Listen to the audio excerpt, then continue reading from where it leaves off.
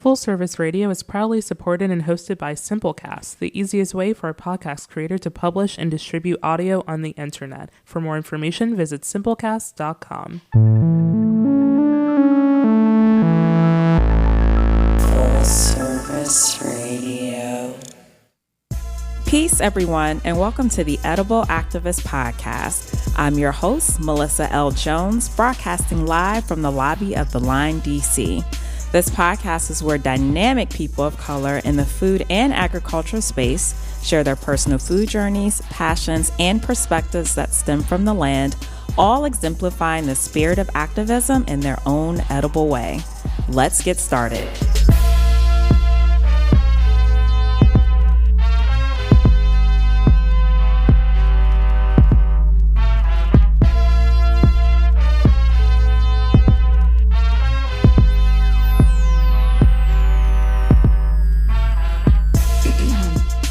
Peace, everyone, and welcome to the Edible Activist Podcast. I'm your host, Melissa L. Jones, broadcasting live from the lobby of the Line, D.C., here on Full Service Radio.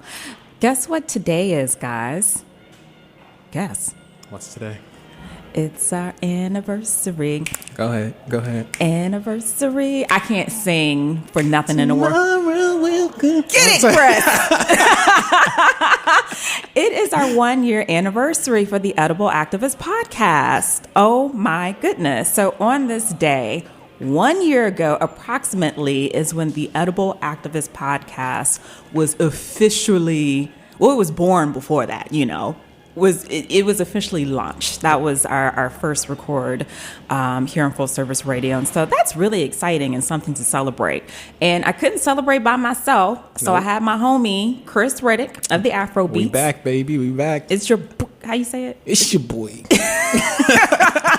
I never get tired of doing that. So he's here to celebrate with me. Alexia is here to celebrate with me because she's been here pretty much since the beginning too. Hey girl, hey. Hi Melissa, so glad to see you again. I know, it's literally been like 2 months. Crazy, but anyway. So what we're gonna do today is we're gonna reminisce on a few episodes. Now, we have 48, so it was really hard to pick. You know, so these aren't in any type of order. You know, it's not like we favored one over the other. It's just the most memorable. But if you didn't make the cut, like, y'all made the show. So it is making the cut, you know. But before that, any new listeners who, you know, who you're tuning in for the first time, what is the Edible Activist Podcast? What is this about? What are we celebrating? Because it has been a year. I started this podcast because I just wanted our voices to be included. You know, we talk a lot about inclusivity and inclusion, and I just thought that there were so many voices that were not Black and brown being amplified in sustainable food and agriculture. And so I said, what can I do? So I was doing a few things before the launch of the podcast. This was actually all an accident because it was never my plan to have a podcast, Chris. Is it ever on purpose? It's not always. I should have put it in quotes. Right. Well, yeah, right. Exactly. And so, this platform allows me to bring in some really cool, really dynamic, as I call them, really dope edible activists, you know, who are farmers and growers and cultivators, and they're social activists, they're food activists, to just share what they're doing, you know. And so edible it's a play on words, you know. We want to do something cool and fun. So we have fun when we come in here. Absolutely. Seriously. So that's what the Edible Activist Podcast is about. I mean, there is so much more to it, and there's so much more to the entire platform. My platform is Food Talks in Color. But, you know, just for those who are like, what is Edible Activist? You know, it's, you know, really people who are doing the daggone thing out in the food space in their own edible way. It's their own activism. Yeah. And they're doing it. They're doing it.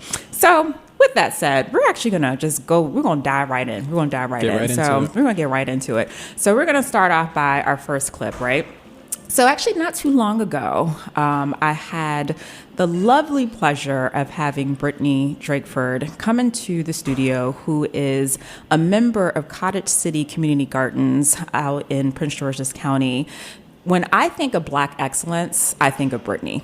like, goodness gracious, I think of Brittany, and, you know, remember standing in their community garden in the middle of flowers and peppers and, you know, tomatoes. And we were just having a deep conversation about, like, our ancestry and Black history. And she came into the studio and just graced us with just so many beautiful words. But we're going to play this first clip for you. So, DC area, Xavier was really the one who got me into the concept of like growing my own food.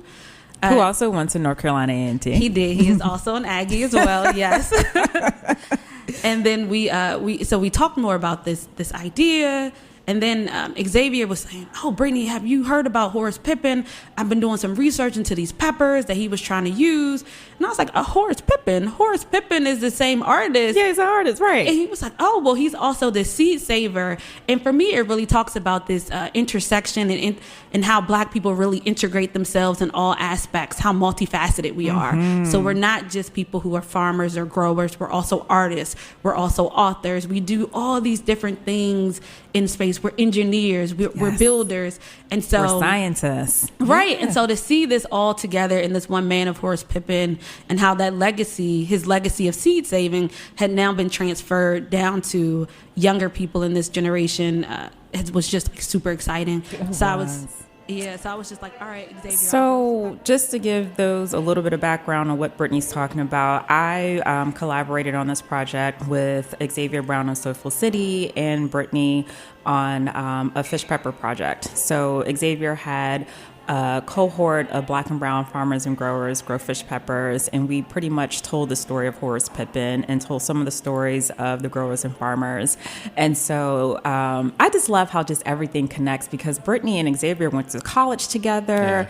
She studied about Horace Pippin, you know, who saved these seeds, you know, who fought in the war. He had an injury, and so he needed bee stings in order to cure his arm, and so he bartered seeds to cure his arm. And Horace was a folk artist. So when you just think about our history, and like she said, we're more than just gardeners and farmers. Like, we are entertainers, we are creators, we are drummers, literally multifaceted. And, you know, she had studied about Horace before she even came into this project, right, before she even grew food. So to bring people in like that and to really connect those conversations, and it's about Black history, that just like feeds my soul. Yeah, what I really loved about that was when they were talking about seed saving, something Xavier and I learned from her was that, you know, seeds have stories. And I remember I was in this collective group with Xavier one time, and he was talking about these special sweet potatoes that someone had. So they, you know, sweet potatoes don't have seeds, but they have shoots, right? And they would collect these shoots over time, and the shoots resembled this specific taste and this specific sweet potato pie that you couldn't get anywhere else. And so those shoots had a story behind them. And, you know, that's important when we're talking about leaving legacy and, you know, making sure the next generation is set up. So You're right. It's powerful stuff. So because I enjoyed my conversation with Brittany so much, we got another clip for you. Okay. And this clip just like really just hit it right on the nail. All right. But in order to have a place, so in order for me to have a culture, in order for me to create art, in order for me to have a social community, I have to have a space. And without having a space or a physical place where I can connect that, you can't create. I don't have a place to create. And when we look at gentrification, when we look at colonialization, when we look at all of these forces that are happening, we're really seeing not just like my physical space being removed, but this ability for me to now not be able to participate and actively engage in the culture that I've created. Wow. Yeah. Chris was over there shaking his head. I swear I was preaching in here amen when Brittany was up in this piece. I was like, amen. Space amen. Is space is everything. And I know that I tend to overuse the word space. I do. But I'm really intentional about it when I use the word. I'm about the land. I am about the space. And when we talk about inclusion, you have to include us and you have to include our stories. And we do need the physical space. We need the physical land in order for us to continue to, you know, live our culture and live our history and live our heritage. you know, because there are a lot of us displaced because we don't have spaces, Right. whether it's due to gentrification, whether it's due to the fact that black people are literally getting their land snatched away from them, you know, or even down to, you know, the poverty level, or you may not make a certain amount of money, so you can't be included in certain areas and spaces, and you can't create. Right. And not even just the physical land for just growing food, just for creatives in general. Yes. I know it's more powerful when I'm around other Black creatives that look like me. We feed off each other. We give each other that energy that blossoms our ideas or checks our ideas so we could take our things to the next level. You're right. You're right. Well, thank you, Brittany. Like I said, when I think of Black excellence, like Brittany, girlfriend, you are the epitome. Okay, so thank you for coming to the show. Got it going on. Got it going on. All right, I ain't gonna bust a stupid rhyme for y'all. All right, so up next, I enjoy these these two guys are fun. Hilarious. They have been on the show twice. So Jeremy Carey, aka Veggie Promo, and LaVan Anderson, aka Everyday LaVan, who is an amazing photographer and grower. They graced this show twice. Once I had an opportunity to host them. The second time they came to the show, Chris spoke with them, and the second show was called Men of the Land. Yeah. And I had said to Chris, I said, I need some more men on this show. You know, like we're women, we out here leading the way. Okay. Absolutely. Come on now. They can't do it without us. They can't do it. They can't do it without us. But, you know, I wanted to invite them back on the show because I really wanted to, you know, have dialogue, or Chris actually had that dialogue, you know, three men, you know, just shooting the breeze about, you know, what does it mean to be a grower and a gardener as a male, and just breaking down those terms. So go ahead and play. We're going to go ahead and play that clip. And I've seen my mentors, and I've seen a lot of people make good money off this. Yeah. It all depends on your context and how hard you work. Can you be rich off farming? Hell yeah. Because it all depends on what rich is to you. Right. Yeah. Money is of no object to me. It's a fugazi. It's a tangible thing that's not real. It's not real to me. I mean, it obviously the creature comforts of money is what it is, but to be honest with you, I don't chase that shit at all. Right. Like, that shit is not in my process at all. Like, I don't chase money, period. Money is I'm blessed with money. I'm blessed to get and be provided what I need for myself and my family and those around me, and that's an abundant lifestyle to me, to be honest with Happiness. you, bro. Yeah, hell yeah, bro. Like, yeah. It's powerful stuff. I mean, you know, what I got out of that was that we as a community need to redefine what rich actually means. And sometimes we're so busy, you know, chasing the bag that we leave happiness, you know, to the wayside. And, you know, it's more important things than money. Money is definitely important because it gives us the resources to do what we truly want to do. But I like how he communicated that and was able to talk about that. I thought that was powerful. No, absolutely. And, you know, the next clip that we're actually going to play kind of leads into that because, you know, I remember doing an interview, and I think I was actually talking to Xavier, and actually it was Xavier, and I said to Xavier, I said, I was telling him about a conversation I was having with someone about farming and growing, right? And I said, I don't think that non-Black people, our white people, some white people don't really have a full understanding as into like why we farm and grow food, right? And a lot of that isn't to chase a dollar, right. You know, like it's really not. A lot of it has to do with, you know, reclaiming our land and our community and our health. And I don't want to generalize all white people, but this is just the conversation I was just having. And I don't know that understanding is still like very clear to folks, you know, and many will argue, there is money to be made in farming, but which type of farming are we talking about? Right. We talking big ag? Right. There's ethical ways to do it. Exactly. And there's, you know, other ways. And then there's other ways. There's other ways to do it, you know?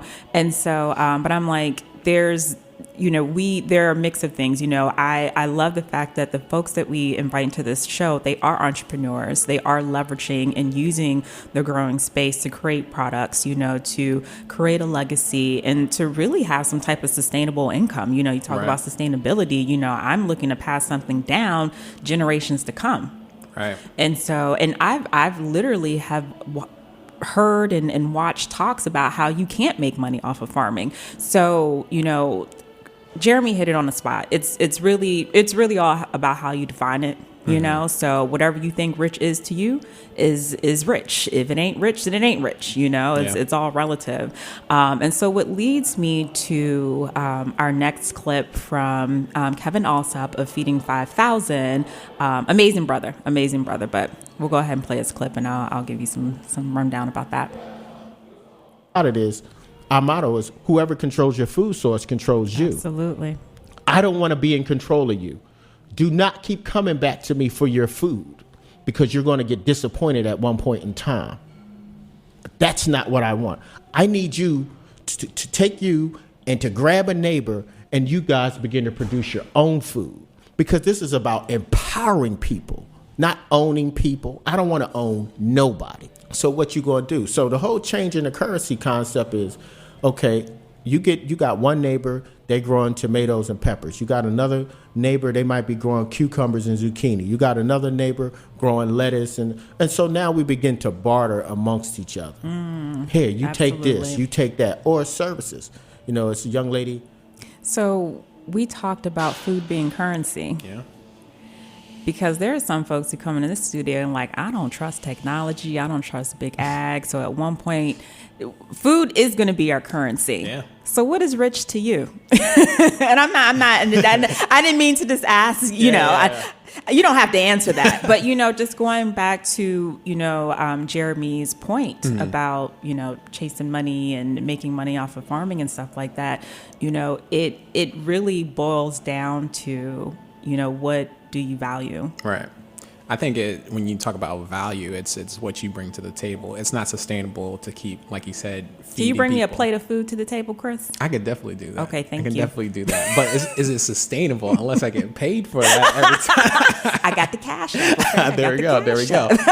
So I like when he's saying that because, it's much more powerful. Say he's the main breadwinner in this community and he's passing out this food. What happens when he goes on and he passes away or he decides to do something else? Right. All that knowledge, all that information is lost. So we have to not only help our community by, providing monetary value, but also learn, the different strategies, the different knowledge behind that. And I think that's part of wealth as well. When we say wealth, it's about knowledge, passing down knowledge. That's something we need to work on is passing down knowledge. We have this crab in the bucket mentality sometimes, and we're like, nah, I'm going to maximize, capitalize what I can, but there's so much more value in teaching others how to, Yay-men. quote unquote fish. Yay-men. Not amen. Yay-men. For those who are just tuning in, this is Melissa L. Jones here with the Edible Activist Podcast, broadcasting live from the lobby of the Lion DC here on Full Service Radio. And we are celebrating our 1-year anniversary. And I am joined by my awesome co-host for today, Chris Riddick, the Afro Beets, your boy. It's your boy. Because I didn't want to celebrate by myself. No, it's a celebration. It's a party. It's a party. Come join the party, okay? That's my boss. And so I just thought it would be fitting to just we wanted to play some clips of just some moments that really stuck out to us. This is actually today will make episode 49, I believe, if I'm doing my math correct. So we were almost at that 50, milestone. But a 1-year milestone of doing a weekly show is a really big deal. As I started out with the show, just telling people why I did it. I want our voices, our Black and brown folks in sustainable food and agriculture, those who are really, leading the way, making change, reclaiming their health, reclaiming the land. I want our voices to be heard. I want our voices to be archived. I remember Xavier sitting here in the studio, and he said, one day we're going to be ancestors and we're going to look back at these conversations I just like, the hair is Goosebumps. it's just Yeah. goosebumps. I was like, oh like my that. gosh, I like that. And we're gonna listen back on these conversations and just hear like all the wonderful things. People demonize technology, but that's definitely one of the best Yes. things about it. We can Yes. document everything. Document everything. So it's a celebration. We don't have any birthday cake, but It's all right. We'll it's do all that right. later. So we just played a few clips. Again, ones that it was so tough to pick. There's so many, but we just handpicked a few, and we're actually going to go before we take a break. We're going to play one more clip, and this one is hilarious. So. Sabrina Nelson, artist and Detroiter. I met her when I was in Detroit almost over a year ago, and I was working on my Edible Activist project, and I was meeting with some activists and leaders out there, and I randomly met, and when I say random, I don't mean that in a bad way, everything is divine. I met Sabrina, who is an amazing artist in Detroit, and she was painting these wonderful murals for this event that they were having in Detroit, and I learned that, she was a vegan, and, for health reasons, and we just kicked it at the corner in Detroit at Eastern Market, like straight up, just like that, while she was painting and showing people her mural. It was so dope. And so I featured her. She was part of my Detroit project. She came into the city. She came to the studio. And not only is she a vegan and an artist, she's also a comedian, literally, because she had us she's really not a comedian, but she's just that damn But she's funny. on that. Yeah. So we're going to play this next clip. All right. Guard your ears. Killed your ass. Sabrina. So love from you, now baby on, when I girl. date people, because I date over 50, I got to look in your medicine cabinet. You better tell me what you're on. That brother was supposed to be on some type of heart meds. And he didn't tell me, Really? right. So I asked, are you on any prescription drugs? Because I need to know, because I will kill you. Yeah, I'm just telling you, I will wear you out. You will croak up and die, laughing at my vegan ass, while I'm laying on top of you talking about whose is it? Which prescription you on? Done. I need to I'm know. shutting this down. This is the truth. You need to know when you young like me at heart and No, you're in you- the gym and you're exercising, Real I will wear talk. your tired ass out if you ain't been to the gym in a little bit and you eating all that pork shit. I'm done. Oh my God, that's hilarious. So just a little bit of context. Like I said before, Sabrina is an artist, and she's also a vegan. She's been vegan for quite some time, and she came in the studio and she just really, talked to us about health and wellness and really how her art plays into her food and how she's a creator. And we just had a really funny moment. She's just like, listen, when I date guys, I need to know what's in your medicine cabinet, okay? Because we as Black folk, we dropping like flies. We need to live, okay? And she's like, I ain't gonna be having no intimate moment and your ass is dying, okay? Chris is over there. She's like, she's like, I need to know what's in your cabinet. What are you eating, okay? We need to live.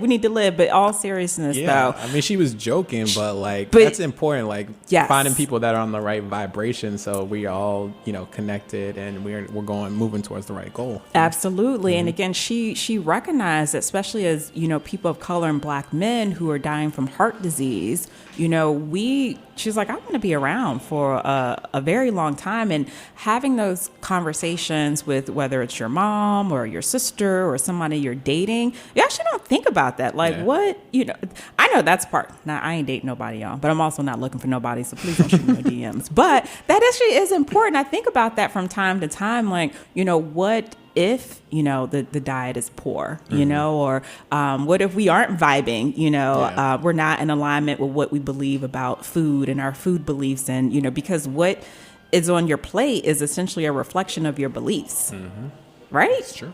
So I just thought that was hilarious, and she really just graced our show and just had us in tears. But anyway, shout out Step to it up, fellas. Step your Step it game up. up. You said it, not me. So shout out to Sabrina and shout out to Detroit. Y'all know I got love for Detroit, so I had to include a clip from Detroit. So we're actually going to take a really quick break. When we come back, we're going to play a few more episodes, a few more clips, and we'll see you in just a moment.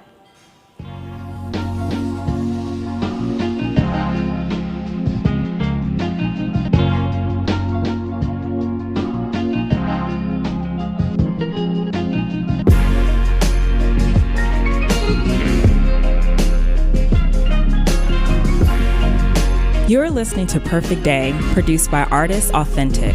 For more of Authentic's work, visit allornothingstudios.com.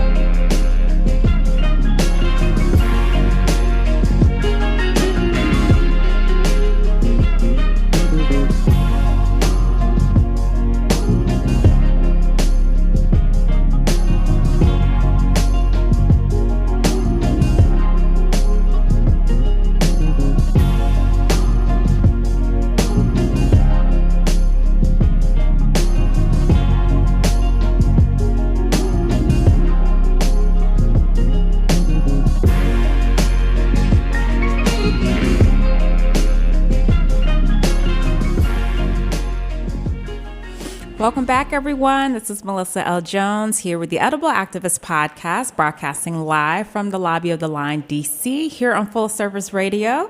I'm so excited because today is our 1-year anniversary, and I have my homie Chris Riddick from the Afro Beets. It's our anniversary. Anniversary. I actually did a post. I sound good today. I don't know. I might have to take some singing lessons out here. All right, Chris. All right, stay in your lane. But you know what? You didn't hit that note too bad, though. I hit that first note. That second one was a little rough. I got to drink some more water. Well, Chris, thank you for celebrating with me. No problem. And you have been an integral part to me, to this platform, and to my podcast. You did a takeover for me in the month of July because homegirl needed a break. And I absolutely just love your content anyway. So it all just worked out. And just thank you for supporting me from the jump. I got some day ones, man. And I literally met you on Instagram. Like, that's how we met. That's how it happened. You've been a big part of my growth as well. Like, I wouldn't be where I am without you. Oh, my gosh. You're one of my day ones, too. Oh, my God. You homie. With my tissue. Or my vegan cake and my candle. Just joking. So, guys, we're just here. This isn't, one of your regular podcasts, but I just wanted to play some clips that were most memorable to myself. And, Chris picked a couple out as well. Like I said, it was very hard because we have 48 episodes. And I went back and I was just like, oh my gosh, but what about that person and this person? But you know what? I've been doing some highlights on the gram. So check out my stories. I'm going to continue to post for the rest of the week as we celebrate, the 1 year. And it's a pretty big milestone. I did not know. It was not in my plan to do a podcast, okay? Like, I was like, somebody give me a job, give me a 401k. Yeah. Like, I'm done creating. I'm shutting down the events business. Right and that happened. Yeah. And then I'm grateful to Full Service Radio. Like, shout out to Jack and Alexia because this is awesome. Like, this is really, really awesome. They're amazing. None of this can be done without them. The production is on point. They are on point, and it's just it really is a blessing. Absolutely. Because when you're working with people who are in alignment with your vibes, like that's dope. You don't find that too often. No. Not at all. So thank you, Full Service Radio. All right, so we're going to jump back into our clips. We just have a few more. This next one is a tearjerker, man. And I know that this one hit more closer to home to Chris, for sure. And I remember you sending me a note. We'll talk about it after we play the clip. But Jerry Evans from Turning Natural, who is the founder and CEO of Turning Natural, all the amazing juice bars in D.C. and Maryland, had the absolute pleasure of speaking with her, interviewing her last year.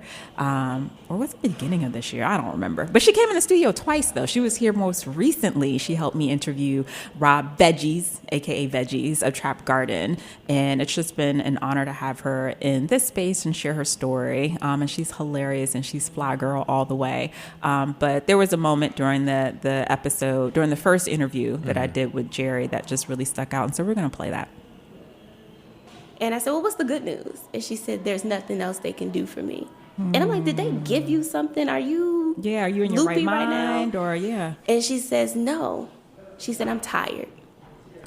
And hearing that, it made me realize that she hadn't made peace with death. She made peace with life. Wow. That I've lived such a life that I can tell my grown child that I am tired. And I don't want to go through this again. I don't want to go through chemo and radiation and all of this, because at this point it has spread to, she was in remission for 9.5 years, and it came back. It was much more aggressive. It went to her bones, and then it went to her liver. Oh my gosh. And the breaking point for me was when she said, Jerry, I'm waiting on God to either heal me or to come get me, and I'll be disappointed if he don't come get me. Really? And at that point, I pulled, because I was driving. I pulled over, I muted my phone, and I bawled. You just bawled. Because I'm like, what the fuck is she talking Exactly. about? Like, no, there is. Wow. Yeah. I remember when I interviewed Jerry, I think it was actually beginning of the year. I can't remember, y'all. Brains all over the place. And Chris, and at this point, you and I really didn't know. We were connected on Instagram, but I don't know that we had met or anything like that. And Chris had sent me a DM, and he was just like, "Yo, I'm like almost in tears. Like, this story." I wasn't almost in tears. You were in tears. I was in TJ's crying.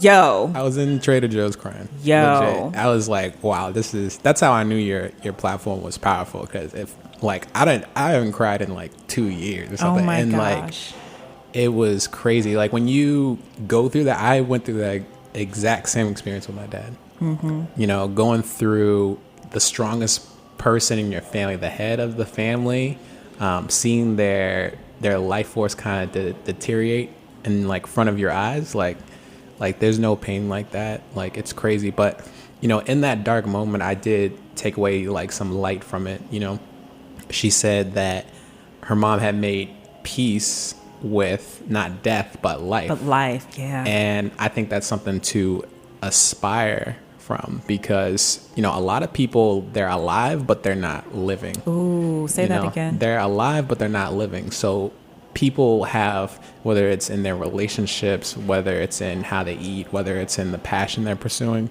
they are not really going for what they know in their heart is to be correct. And so they don't have that light that you might see in somebody else. Like you have it, like when you look in somebody's eyes and they have that light in their eyes because they're excited about what they're doing. Do I got that light, Chris? You got that light. Okay. You got that light. I have that light. You know, other people I see light. have that light, and it's just something.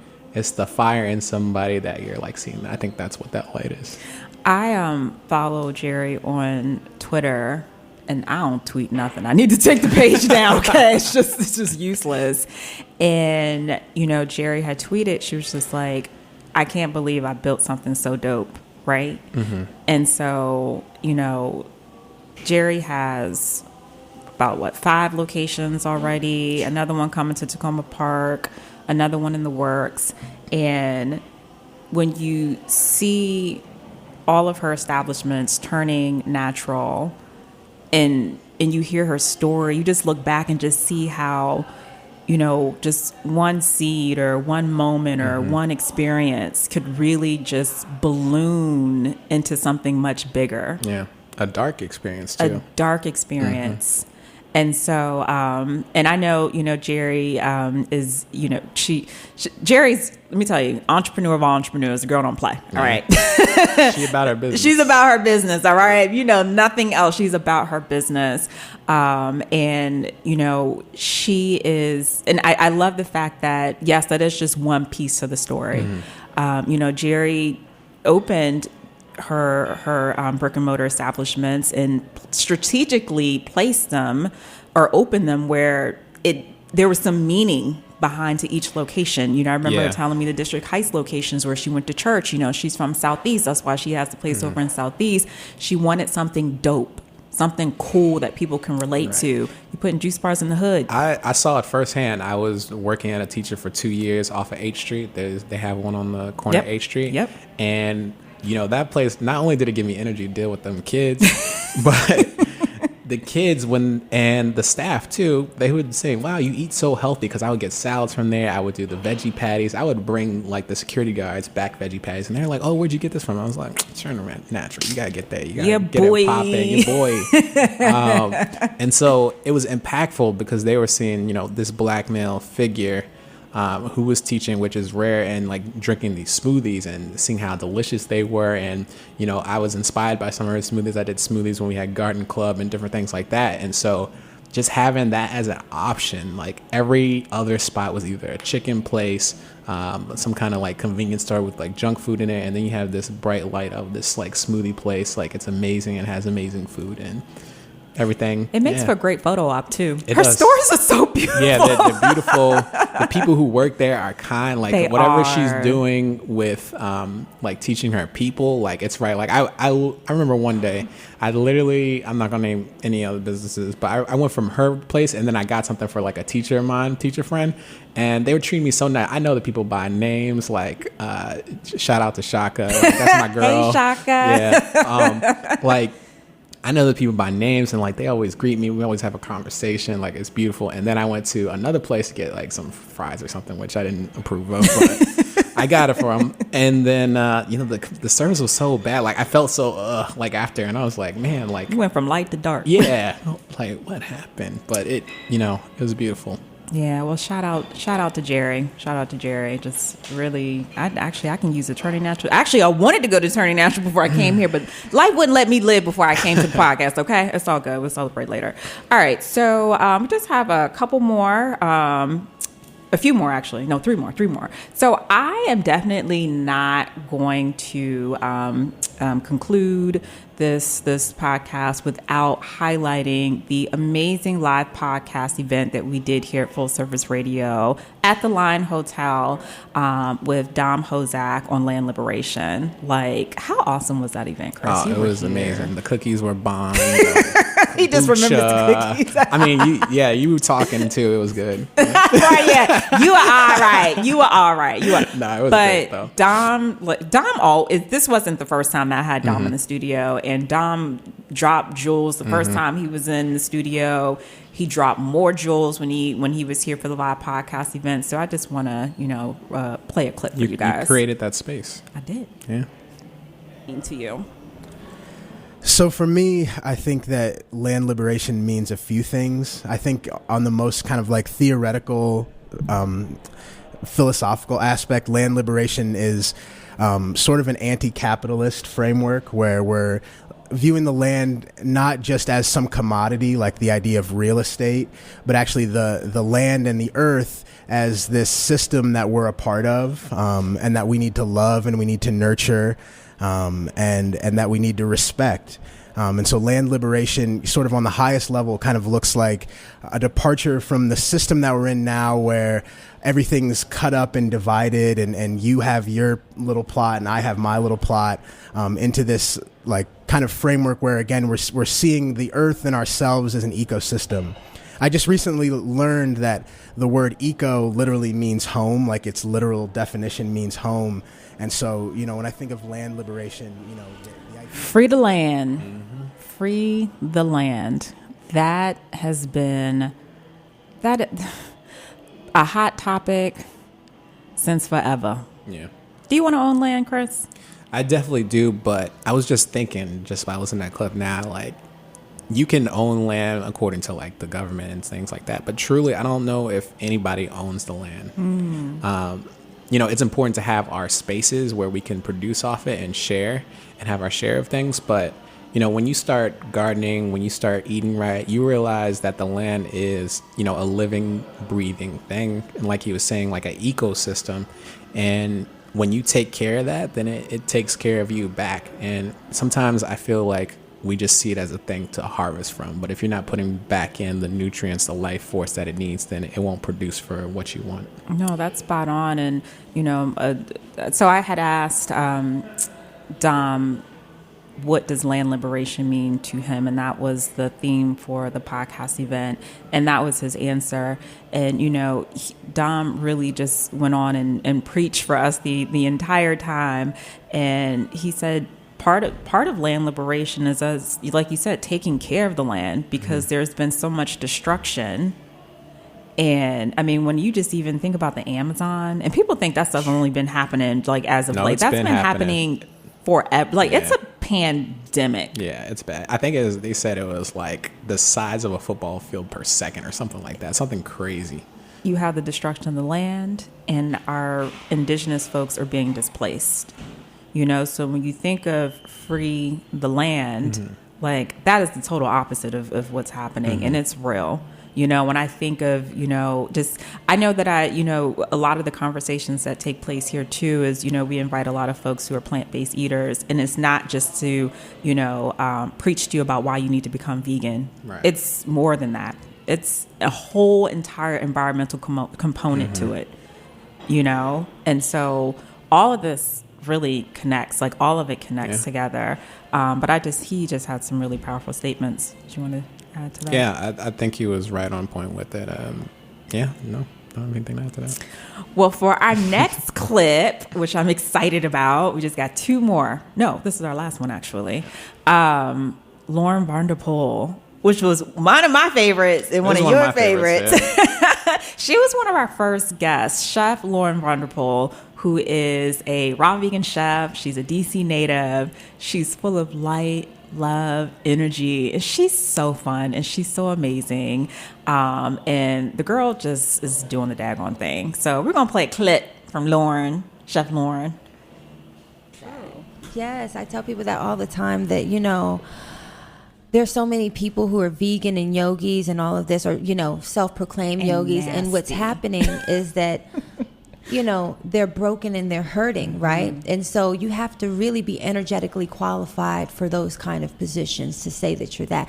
Either way, we're in this artificial world, so everybody is whatever, you know, whatever. But I always say that if you're vegan and your energy is off and you're negative, everything you eat will be poison.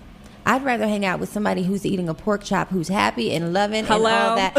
Give me them, please. Give me them. I'll take them over the vegan who's a self-righteous, judging, negative. Just give me a break. Or the yogi who's looking down on people. That is not what it's about. Because you know what? And my god sister reminded me of this. Food is a very judgmental space. It can be. And that's another thing that I really love about you and your work.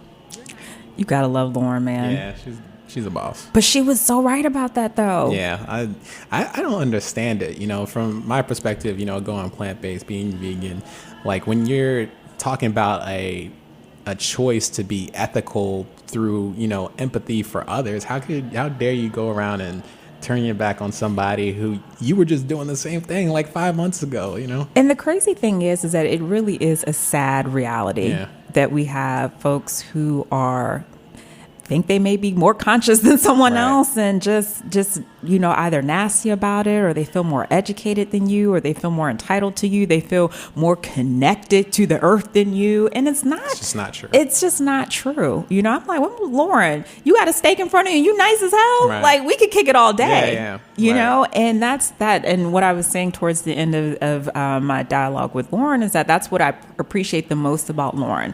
Like, Lauren don't care what your diet is. She's staying true to who she is, and when you meet her, you know, there's just no judgment when it comes to Lauren. And this girl has traveled the world, you know, like I said, and that just goes back to Brittany's point about we're more than just like chefs and gardeners and growers, you know, like, you know, Lauren is an artist. Yeah. She sings, you know, she dances. She done been in videos, you know, the girl's in Jamaica. She's been at the Emmys cooking up food for people. Like she's was, you know, Serena and Serena's personal chef, common chef. I mean, like the folks who come into this space though, it's powerful. They are like amazing. We are amazing. It's powerful. Include us. Okay. For us, by us, FUBU. FUBU. So you know what, actually? I think I got one last. One more. The goodie bag? One more. Alexi, what you got back there for me? Can we play this one last clip? Because this actually meant a lot to me. Okay. It started growing. Wow. Yeah. So what message are you trying to convey through Afro Beets? I think I really want... So Afro Beets was just kind of my way to kind of explore my culture and explore what health means to me through the lens of food. You know, I'm trying to become more like knowledgeable in my past and my history, and it seems so overwhelming. Like there's so much that's hidden from us as a people. And it was just like so much. I was like, what is one thing I can focus on? And I was like, let me focus on food. Let me do my part, and I can learn from other people who specialize in their own part. So I, started studying, George Washington Carver, George Crumb, who invented the potato chip, like people who, that we talk so much about civil rights, but there's so many other areas where we specialize in that we've done so much in, and it was just a beautiful thing. So I kept going. Chris, you thought I was going to conclude this show and not include a clip from you? I don't know who that is, but he sounds like a good-looking guy, like he knows what he's talking about. I think that like sums it all up. Like I said, I really appreciate Afro Beets and all the content that you put out. I feel like my work and your work, it aligns so perfectly. And there's so much history to who we are. There's so much culture. We have built so much culture. We have literally been responsible for, and as Xavier would say, like moving this country forward. Yeah. And there's so many stories in the seed. There's so many stories in our food. And I just want this big archive of our stories and of our history and of all of these moments. And it's all just a beautiful thing. Absolutely. It really, really, really is. And your podcast is everything amazing. Hey, we're working on getting better every day. Every day. So I had to add that clip in because I remember that's actually really is a moment that one of the memorable moments. I don't know if that was a memorable moment, whatever. Y'all know what I'm trying to say. But that was memorable for me. I actually have included it in some of my sample clips. But that was just very powerful. Yeah. And your platform is really powerful. So that kind of just wraps up, guys. Like I said, today's our 1 year, and I just thought it would be good just to play some clips from our past episodes. Today marks number 49. Anniversary. And everyone may ask what's next. There are a lot of things. Oh yeah, we're working. We're working on it. There are a lot of things that's what's next. There's so much on the plate, literally.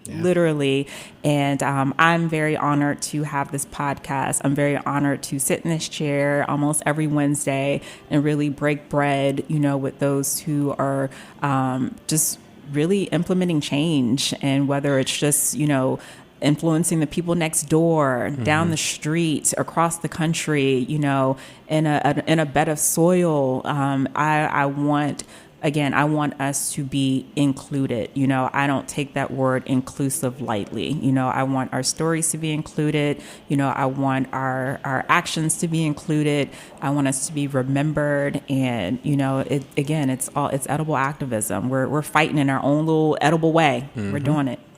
So thank you, Chris, for joining me. No problem. Anytime. And y'all have a great day. Peace. Peace. Thank you, everyone, for tuning in. We are here live on Full Service Radio every Wednesday at 11 a.m., where you can catch today's episode on fullserviceradio.org, as well as iTunes and Spotify. Be sure to follow me at Food Talks in Color on Instagram, Facebook, and Twitter. Are you an edible activist? Sure you are. Come join me on the show. I would love to feature you. Just shoot me a DM on the gram. Peace and blessings all. And remember, there is no culture without agriculture. Thanks for listening to this program on Full Service Radio, broadcasting and recording from the Line Hotel in Adams Morgan, Washington, D.C. Full Service Radio programming can be accessed live and archived on fullserviceradio.org. Our talk programming is available on most podcast apps like iTunes and Stitcher, and our DJ sets are available on mixcloud.com/fullserviceradio. Full Service Radio features over 30 weekly shows and over 50 local hosts covering every topic imaginable. If you want to be a guest or get involved, email us at info@fullserviceradio.org. Follow us on Twitter at FullServiceRDO, on Instagram and Facebook at Full Service Radio. Thanks for listening.